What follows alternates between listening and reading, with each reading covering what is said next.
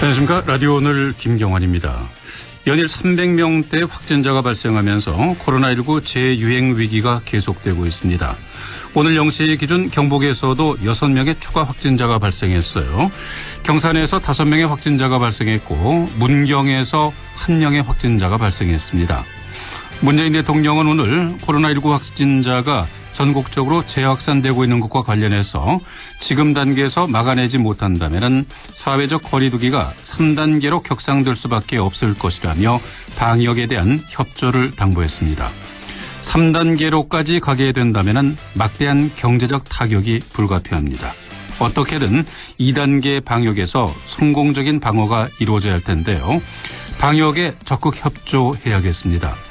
한편 코로나19 재확산에 2차 재난지원금 지급과 4차 추가경정 예산안의 필요성이 제기되고 있는데요. 잠시 후 최백은의 이게 경제다에서 자세히 알아보도록 하겠습니다. 8월 24일 월요일 라디오 오늘입니다. 광고 듣고 시작하죠.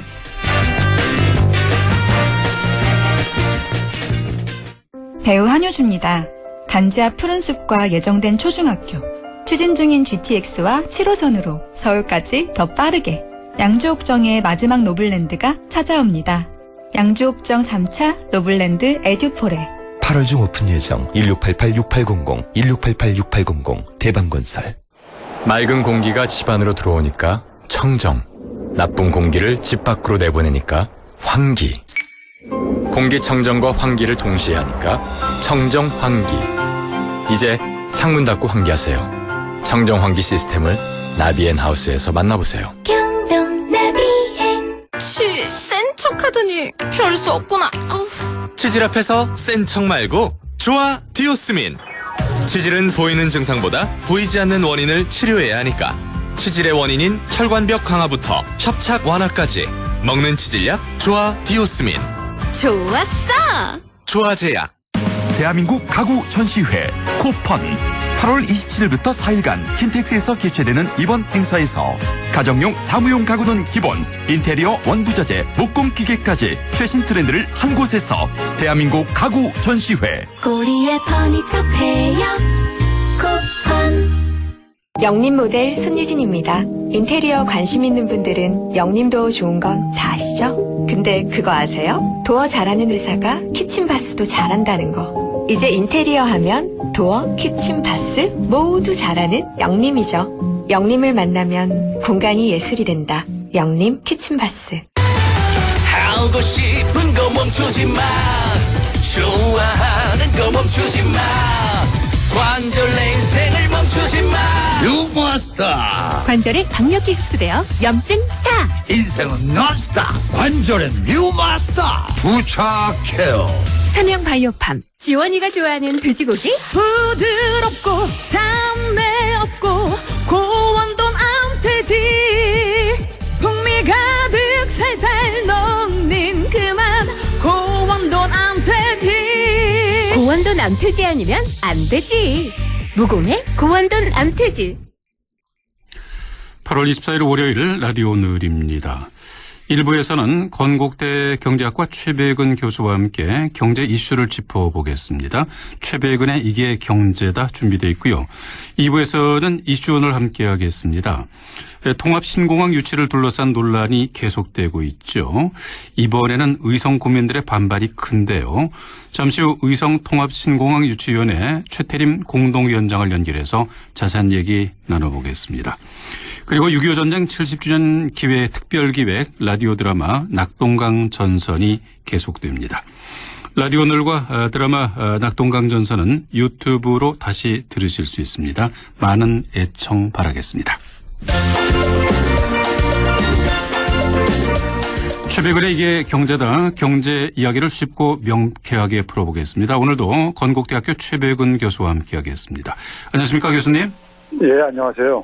자, 코로나19가 다시 확산되면서 정치권에서 2차 긴급재난지원금 지급 논의가 시작됐어요. 예. 여당인 더불어민주당은 추석 전에 지급하는 방안을 검토하고 있다는 입장을 밝혔는데요. 예. 자, 2차 긴급재난지원금 지급의 필요성 그리고 시기에 대해서 어떻게 생각하시는지요? 먼저 필요성은요. 현장이라든가 지역의 경제 상황을 아시는 분들은 다 그 필요성은 다 저는 100% 공감할 거라고 생각이 들어요. 지금 자영업자를 중심으로 해가지고 중소기업들은 지금 상황이 제가 볼 땐 거의 최악의 상황이고요. 네. 사실 제가 있는 대학가 같은 데도 보게 되면은 1학기 때 사실 그 대학가 주변의 상권들이 다 문 닫았었거든요. 네. 수업을 못 하다 보니까요. 근데 이제 2학기 때 사실 이제 그 대면 수업으로 전환할 수 있을 거라고 기대를 했었는데 지금 다시 이제 재확산되면서 그게 지금 수포로 돌아갈 것 같아가지고 굉장히도 지금 사실 좌절감 느끼고 있고 또 분노도 굉장히 가지고 계시더라고요. 네. 학교 주변 돌아다니다 보니까요. 그런 점에서 지금 우리가 이제 흔히 좀 놓치기 쉬운 게요. 한번 이분들이 쓰러지고 나면요. 다시 일어나기가 쉽지 않습니다. 그렇죠. 예, 그래서 이게 타이밍이라는 게 있는 것이고요. 타이밍이 있는 것이고, 그리고 이제 우리가 지난주에 2분기 가계 동향이 발표됐었거든요. 네. 가계 소득이 인제가 있는데, 그거를 이제 주로 통계청에서 발표한 보도자료는 5분이 일어나는 거, 그러니까 하위 20%, 상위 20% 이런 식으로 20%대로 끄는 이제 5분위가 발표됐는데요. 제가 그걸 10분위로 제가 들여다봤어요. 통계청 들어가서요. 네. 보니까 상위 10%조차도요. 상위 10%조차도 재난지원금이 지원이 없었으면 소득이 감소했어요. 지난해 1년 전에 비해서요. 예. 그러니까 전체 가구가 사실 대부분 가구가 코로나 충격을 받았다는 얘기인 겁니다. 근데 지금 이제 7월달, 6월, 7월달에 좀 약간 이제 우리가 감소폭이 뛰어들고 있었지만은 지금 2차 어쨌든 간에 확산으로 인해 가지고 지금 사실 앞이 안 보이는 상황이거든요. 예. 그런 점에서 제가 볼 땐 방역도 굉장히 중요하지만요. 방역이 중요한 이유는 결국은 우리가 경제 성과가 선방을 할 수 있었던 이유도 방역의 성공을 탓이었었거든요. 예. 그래서 방역도 굉장히 중요합니다. 근데 방역하고 재난지원금 지원하고는 별개 문제가 아니라요. 상호 보완적인 관계에 있다는 것을 이해를 하셔야 된다고 생각합니다. 네. 그리고 미래통합당을 중심으로 2차 재난지원금 지급에 대해서 선별 지급이 필요하다는 목소리가 나오고 있습니다. 네. 그리고 민주당 전략기획위원장인 진성준 의원도 2차는 일정 소득 기준 이하 중하위 계층에 지급했으면 좋겠다 이런 얘기를 하기도 했는데요. 이 선별 지급하자는 주장에 대해서는 어떤 생각이신가요? 선별 지원이라는 게 이제 기본적으로 피해가 집중된 이제 그러니까 취약계층한테 이제 지원하자는 건데요. 그렇죠. 예. 근데 이게 지금 여당에서 진성준 의원이 얘기하는 것은 1차 재난지원금 때 우리가 선별이냐 70%만 줄 거냐 전층을 다 줄 거냐 하는 논란 때 이미 한번 검토가 됐었던 것들입니다. 예. 그러니까 작년도 이제 그러니까 의료보험료를 기준으로 이제 그러니까 하겠다는 건데 지금 제가 앞에서 얘기했듯이 소득 감소가 전 가구, 대부분 가구한테 지금 이렇게 영향을 미친 걸로 확인되고 있어요. 네. 그러니까 이게 지금 우리가 되게 일반적인 경기 침체 때는 상위 가구는 그러니까 별로 타격을 안 받고 주로 이제 그러니까는 한 70%까지 이렇게 혹은 그다음에 한 50% 이하가 주로 타격을 집중적으로 받는데요. 이번에 코로나 같은 경우는 그런 패턴을 과거의 패턴을 하고 좀 달라요. 그러니까 예를 들어서 그러니까는 프리랜서로 하더라도 굉장히 고소득자들이 있었습니다. 네. 근데 이런 분들은 그러니까 코로나로 직격탄을 맞는 거예요. 쉽게 얘기하면요. 그렇기 때문에 작년도 그러니까 의료보험료 기준이 그러니까 올해 지금 그러니까 적용하는데 적합하지가 않다는 얘기고요. 그럼 상당히 그러니까는 실질적으로 그러니까 피해를 많이 받았는데 자기는 그러니까 작년도에 그러니까 소득이 높았다고 해가지고 배제가 되면요. 굉장히 불평을 할 수가 있습니다. 예. 그런 점에서 그러니까 국민 갈등만 오히려 조장할 수 있고요. 그 다음에 이제 그러니까는 선별적으로 주자는 것의 근거는요. 재정을 좀 아끼자는 얘기거든요. 그렇겠죠. 아끼자는 얘기인데 제가 그걸 계산을 해봤어요. 네. 그러니까 예를 들어서 우리가 지금 지난 3차 추경까지 했을 때 홍남기 부총리가 보고한 게 뭐냐면은 3차 추경까지 했을 때 우리나라 국가 부채 비율이 43.5%가 있습니다. 예. 5%였는데 이번에 만약에 1차 그러니까 재난지원금 규모인 14조 3천억 원을 국민들한테 전체한테 다 줬을 때 그러니까는 제가 계산해 보니까는 국가 부채 비율이 전혀 안 증가해요. 왜 그러냐면은 국가 부채도 14조 4천억 원만큼 증가하지만 GDP도 증가하기 때문에요. 그리고 그다음에 뭐냐면은 세수가요. 우리가 그래서 개인들이 재난지원금을 지역화폐로 받게 되면은 다 소비를 하잖아요. 그렇죠. 소비를 하게 되면은 그 부가가치세를 이제 납부하게 돼 있습니다. 네. 그 부가가치 세수가 한 8,222억 원 정도로 추정이 되고 있어요. 그래서 그것까지 합해서 계산을 해보니까는 43.5%에서 전혀 안 변하더라고요. 국가부채 비율이요. 예. 그러니까 재정 건전성을 그러니까 우리가 흔히 그 기재부 그 관료들이 14조 3천억 원을 국채 발행을 하게 되면 국가 부채가 증가하는 것만 얘기를 하는데 분모인 GDP도 증가하는 걸 얘기를 해야 되는 거 아닙니까요? 그리고 만약에 지금 그걸 안 주게 되면은요, 국가 부채 규모는 증가하지 않더라도 GDP가 감소합니다. 분모에 있는요. 예. 그러면은 국가 부채 비율이 증가할 수가 있어요. 오히려요. 그런데 그런 점에서 어느 게 더 바람직한 거냐 이거죠. 국가 부채 비율을 그러니까 우리가 변하지 않게 우리가 유지하면서 경기를 살리는 것이 지금 자영업자들 지원하는 게 바람직한 것인지 아니면은 그러니까는 지원을 그러니까는 안 하고선 그러니까 국가 부채 비율을 늘리는 게 바람직한 것인지에 대해서 이거는 선택이 분명한 겁니다. 네. 그리고 제가 앞에서 얘기했듯이 선별하는 게 굉장히 기술적으로 힘듭니다. 그리고 선별하는 것이 별로 경제에 도움이 안 되어져요. 네, 그런 얘기들 많이 하시더라고요. 예. 예. 조금 전에 말씀하신 것처럼 이 선별 지급 주장은 1차 지원 때도 얘기가 나왔습니다. 맞습니다. 결국 지급 시간만 더 늦추게 되는 결과로 이어지게 예. 됐는데요. 근데 왜 이런 주장이 자꾸 나오는 걸까요? 그러니까 첫째는 뭐냐면은 제가 볼 때는요, 정치인들이 그러니까 두 가지 부류가 있습니다. 하나는 뭐냐면은 잘 몰라서 그렇게 얘기하시는 분들이 있고요. 예. 그러니까 경제나 이런 수치 이런 문제에 대해서 굉장히 그러니까 제가 이렇게 겪어보면요, 굉장히 몰라요. 몰라서 얘기하는 게 모르다 보니까는 이게 그러니까 그러니까 재정이 악화될 거라고 그냥 이 느낌으로 이렇게 생각을 하고 그러다 보니까 좀 아껴서 지급하는 것이 낫지 않겠냐 이렇게 이제 생각하는 것이고요. 또 한 부분 속에서는 뭐냐면은 소위 말해서 이제 그러니까는 재정을 투입을 하게 되면요. 재정에 대한 부담은 결국은 누가 많이 져야 돼? 국민들이 결국은 나중에 세금으로 어차피 방어를 해야 되는 건데요. 네. 세금은 누가 더 많이 내냐면 고소득자가 더 많이 내게 돼 있습니다. 그러니까 이제 고소득자들 같은 경우는 국가가 재정을 많이 사용하는 걸 싫어해요. 기본적으로요. 예. 자기들의 부담이 커지기 때문에요.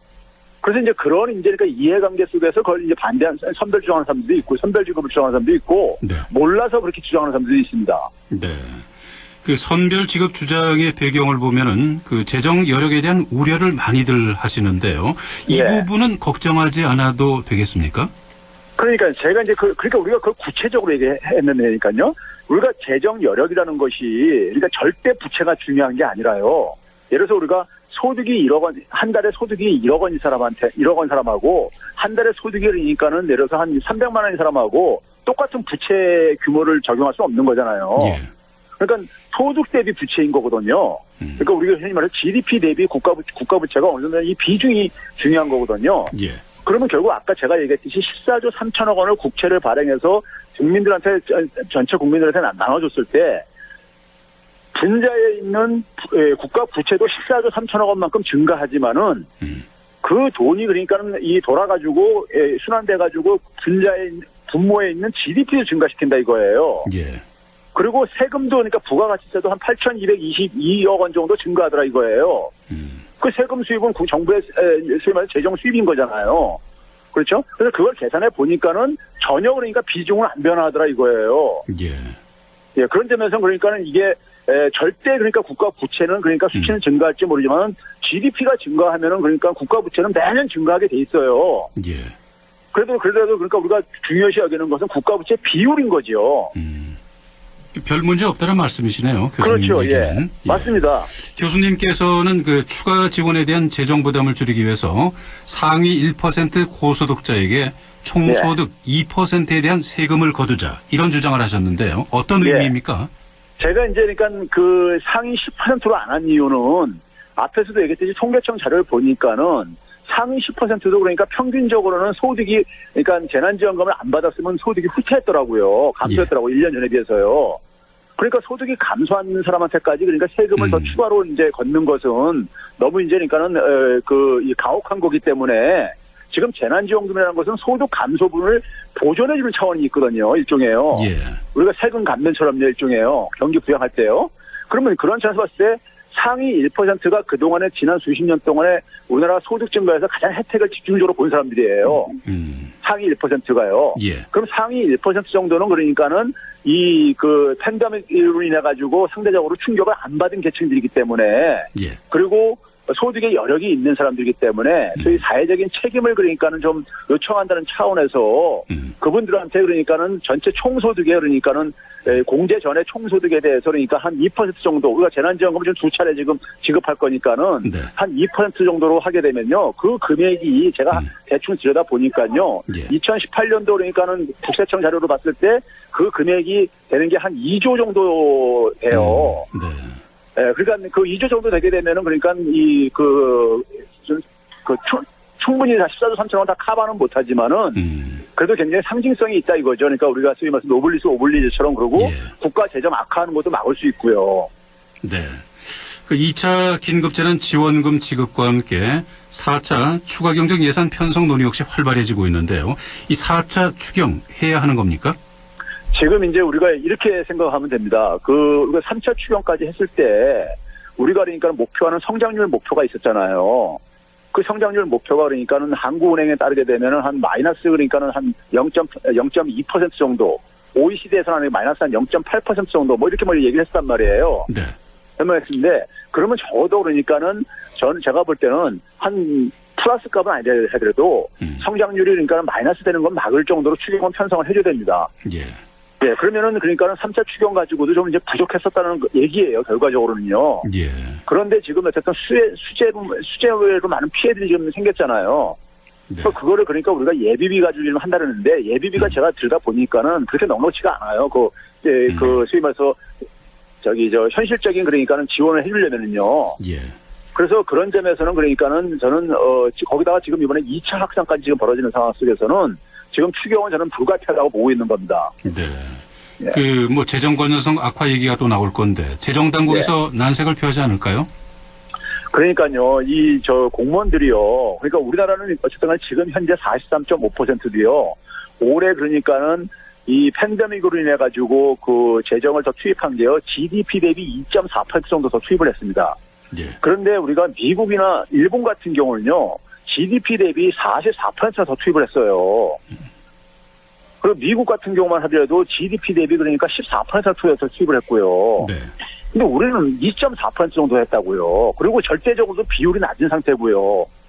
미국 같은 경우 아무리 기초통화국이라 하더라도 한 160%까지 지금 육박하고 있고요. GDP 대비 부채가요. 네. 우리는 지금 그러니까 43.5%란 말이에요. 3차 추경까지 하고 나서도요.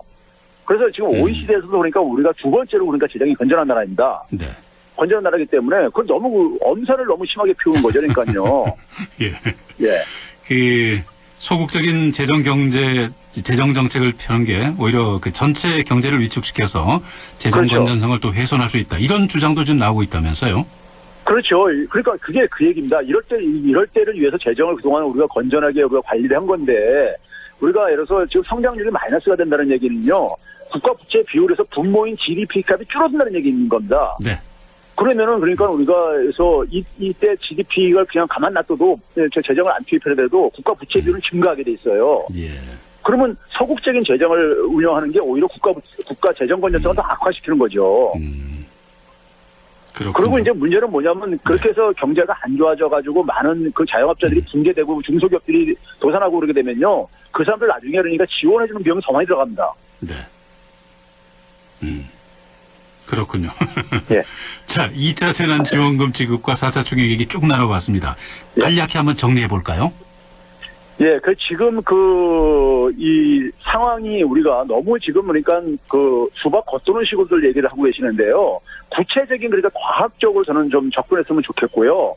그래서 14조 3천억 원 1차 재난지원금 때 그만큼 규모를 투입했을 때 부채도 증가시키지만은 국민 소득도 증가시키고 세금도 증가하기 때문에 국가 부채 비율은 그러니까는 변하지 않는다는 점에서 지금은 그러니까는 2차 지원금을 주는 게 중요하고요. 그리고 조속히 줘야 됩니다.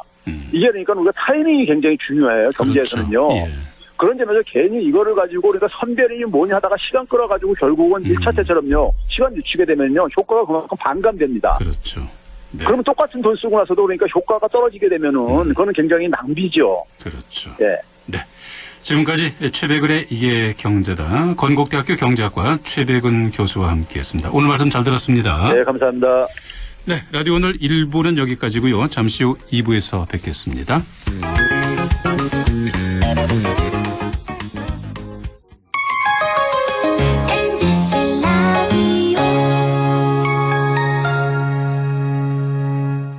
할인점보다 더 실속 있고 편의점보다 더 편리하게 살 수 있는 곳, 시장보다 더 정이 넘치고 백화점보다 더 품격 있는 곳, 이런 곳이 없을까요? 네, 우리 동네 우리 할인점 홈마트가 있습니다. 지난 25년간 항상 고객과 함께한 홈마트. 용상점, 자이점, 신용주점, 사천점에서 새롭게 고객님께 다가갑니다. 홈마트. 잘 안 들리세요? 동아보청기의 전문적 능사가 시원하게 잘 들을 수 있도록 도와드립니다. 중소벤처기업부에서 100년 가게에 선정된 기업 동아보청기로 오세요. 동아의료보조기 보청기는 서부초등학교 정문 앞에 있습니다. 문의 054-858-3334. 유일무이 경북 단 하나뿐인 국립종합대학교 국립안동대학교가 세상 단 하나뿐인 당신을 위해 다양한 장학 혜택, 아낌없는 지원으로 여러분의 꿈을 더 크게 응원합니다. 경북 유일의 국립종합대학교 국립안동대학교.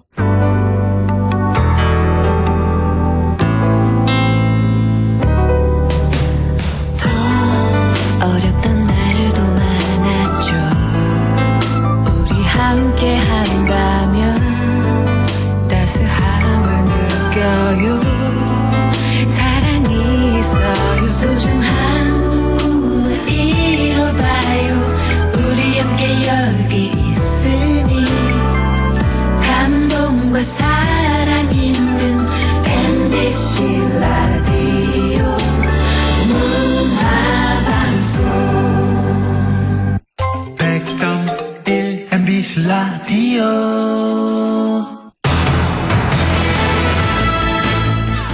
라디오 오늘 월요일 순서 함께하고 계십니다. 6시 27분 15초 막 지나고 있습니다. 자, 2부에서는 이슈 오늘 준비하고 있습니다. 대구 경북 통합신공항 이전 부지 선정을 두고 논란과 갈등이 계속되고 있죠. 군의군을 설득해서 공동지역 유치로 가닥을 잡아가고 있는 상황인데요. 이번에는 의성군에서 시설 배치 계획 전면 백지화를 요구하면서 또 한 번 위기를 맞고 있습니다. 전 경상북도 의원인 의성 통합신공항 유치위원회 최태림 공동위원장을 연결해서 이와 관련한 얘기 나눠보겠습니다. 안녕하십니까, 최 위원장님.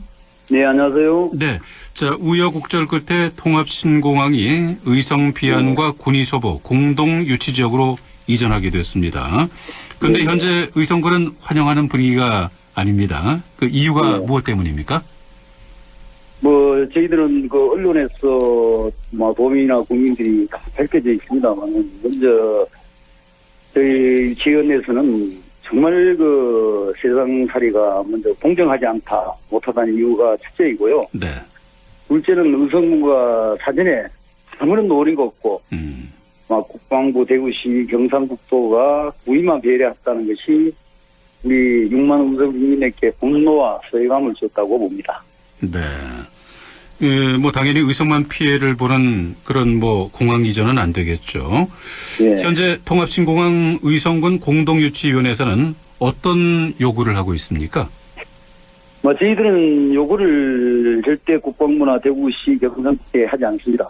왜냐면요, 군의가 어떤 제시를 해가지고, 국방부가, 대구가 군의의 모든 것을 합의를 했는 게 아니고, 국방부하고 대구시, 경상북도가 제의를 했습니다.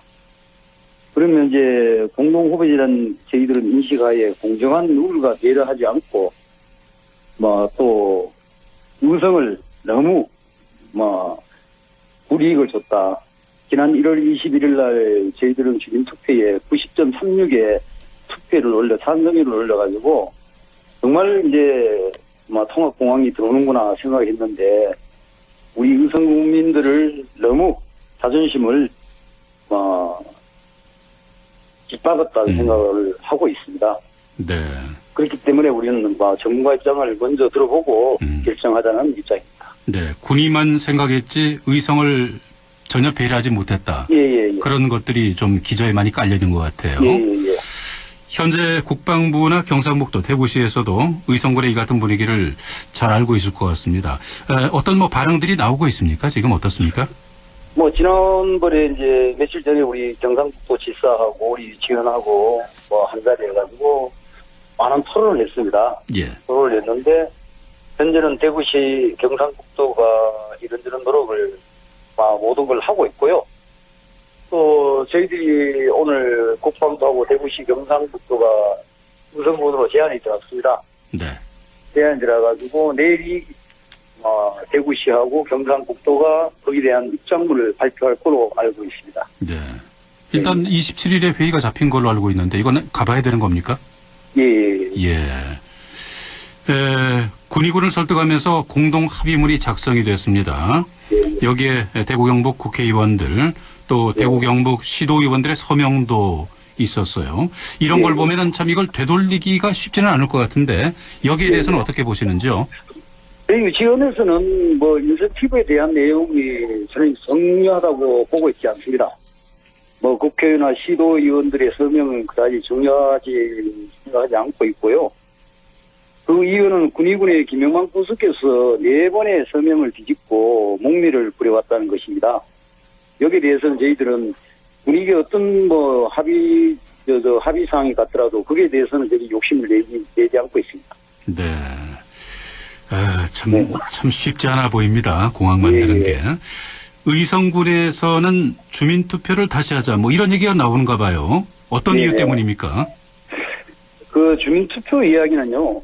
그 의성국민의 뜻을 도외시하고 국방부가 이전 사업을 수행할 경우 다시금 주민투표를 실시하여서 이전 사업의 무효화를 주장하려는 것입니다. 저희들은 지난 1월 21일 날 그 주민투표에서 90.36의 찬성율을 올렸잖아요. 그죠? 네. 그런데 글씨는 그 당시에는 이 국민들이 공동후보지에 당연히 들어오는 거라 생각했는데 지금 남은 거는 결론적으로 뭐 소음하고 껍데기밖에 안 남았으니까 저희들이 주민투표 얘기가 나왔습니다. 예. 그 신공항 명칭 얘기도 지금 나오는 것 같습니다. 예. 공항 명칭을 의성국제공항으로 해야 한다. 이런 요구를 하고 있는 걸로 알고 있는데요. 어떤 이유가 있습니까? 의성국제공항으로 정하자는 이야기는요. 좀 없은 얘기입니다. 우리 군이 대구로 편입시켜달라는 요구가 있었잖아요. 그래 대구시하고 군의군이 대구로 편입할 경우 네. 소보면은 의성군에 편입시키게 되면은 자연스럽게 의성국제공항의 이름을 갖게 된다고 저희들은 보고 있습니다. 네. 소보를 의성으로 줄까요, 군위에서? 예. 거기 또 문제가 있을 것 같은데요. 예. 만약 국방부에서 의성군의 요구를 들어주게 될 경우 군의군이 또 반발할 수 있잖아요. 예. 이렇게 되면 또 다시 핑퐁 게임이 돼서 통합신공항 유치가 참 어려워질 것도 같은데 어떻게 보십니까? 저희 지원에서는 군의군의 대구 국방부 경상북도가 협의한 내용이 있잖아요. 거기에 대해서는 전혀 저희들은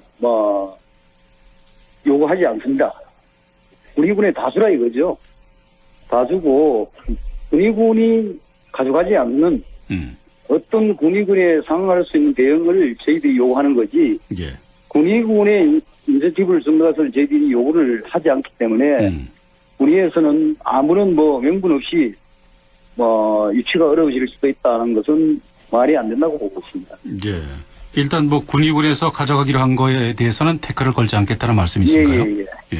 그러면은 의성에서 받고 싶은 게 있을 거 아닙니까? 의성군에는 의성 미래를 위해 가지고 예. 군의군에서 상응할 수 있는 그런 어떤 국방부에서 안이 나올 거로 저희들은 믿고 있습니다. 그 의성군에 제시된 지원안이 한 5개쯤 있는 걸로 제가 알고 있거든요. 예. 군부대 정문, 영내 주거시설, 복지체육시설 배치, 스마트 항공 물류단지, 항공정비 조성, 그리고 대구에서 의성까지 공항철도, 도청에서 의성 간 4차선 도로 건설, 또 1조 원 규모의 관광문화단지, 농식품 산업 클러스터 조성 이런 게 있는데 이걸 직접적으로 공식적으로 제의받으신 적이 있습니까? 그거는 내일이 11시가 제가 알기로는 대구시에서 발표를 할 걸로 알고 있습니다. 아직까지 받으신 적은 없군요. 예, 일단 예, 예. 언론을 통해서는 이렇게 지금 저희가 정보를 받았거든요. 예. 그러네요. 자, 원래 8월 14일에 열리기로 했던 선정위원회가 또 2주가 또 연기되지 않았습니까? 예. 현재 분위기라면 뭐 2주 뒤라고 크게 달라질 것 같지도 않은데요. 현재 국방부나 경상북도 대구시에서 조금 전에 제가 말씀드린 거네요. 만약 현재의 요구가 받아들여지지 않는다면은 어떻게 대응해 나가실 계획이신가요? 저희들은 저희들이 대안을 냈는 걸 100%는 아니지만은 국방부 대구시 경상북도가 특히 경상북도가 중재 역할을 잘해가지고 한 70% 이상의 어떤 대안이 나오지 않겠나를 저희 믿고 있습니다. 믿고 있고요. 여기에 대해서 국방부가 대구시 경상북도가 내일 중으로 발표를 하지 않겠나를 생각하고 있습니다. 네. 그러면 의성군의 제안을 대구시와 경상북도 국방부에 지금 제안을 던진 상태인가요? 예. 그래서 회의를 거쳐서 내일 뭔가가 발표가 될 거다. 예. 그러면 일단 내일 좋은 결과를 기대해 봐야 되겠습니다. 예. 하여튼 문제가 좀 잘 풀렸으면 하고요. 좋은 결과 있기를 바라겠습니다. 예, 감사합니다. 네, 감사합니다. 예, 고맙습니다. 네, 지금까지 의성통합신공항유치위원회 최태림 공동위원장과 얘기를 나눠봤습니다. 자, 계속해서 날씨 알아보겠습니다. 김도연 씨. 네, 태풍으로 인해서 습도가 더 높아졌습니다. 체감 온도는 이보다 1도에서 많게는 3도가량 더 높게 나와 있고요. 대체로 하늘은 맑겠지만 낮더위가 이렇게 심하다 보니까 내일은 또 대기가 불안정해집니다. 불안정해질 때는 소나기가 오겠는데요. 소나기가 지나기 때문에 내일도 우산을 대비를 해주시면 좋겠습니다. 그리고 우리 지역은 태풍의 영향으로 수요일, 목요일, 금요일에 전국적으로 태풍의 영향권에 들겠고요. 비바람이 몰아칠 것으로 예상됩니다. 이번 태풍은 비도 문제지만 바람까지 강하게 불어서 간판이나 시설물이 날아가지 않도록 미리 대비를 해주시는 게 좋겠습니다. 태풍의 영향은 금요일 오전까지 이어지면서 전국적으로 비가 이어질 예정입니다. 내일 기온은 아침이 23도, 한낮에는 33도 나와 있습니다. 의성 현재 기온은 어제 이 시간보다 5도 높은 31도, 체감온도는 35.5도, 습도는 62%입니다. 날씨였습니다.